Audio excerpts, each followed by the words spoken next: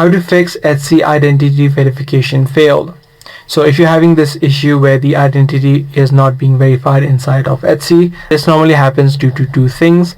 Either your legal name, your address, or your date of birth does not match the government issued ID, or the photo or the videos that you added in, the identity documents that you added in does not have a higher quality. So in this case, what you'll need to first of all do is ensure that your legal name, your address, and the date of birth matches the government issued ID that you provided to Etsy. Secondly, also ensure that your bank documents also match. So once you ensure that, the second thing that you need to do is resubmit the high quality images of your IDs using clear lighting.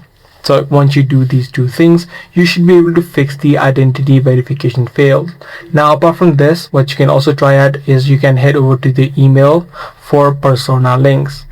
You can just follow the steps that are shown to you, because Etsy used the persona link in order to verify your identity as well. So by following these few steps, you should be able to fix the Etsy identity verification failed. If this guide video was helpful to you, be sure to subscribe. I'm going to see you in the next video.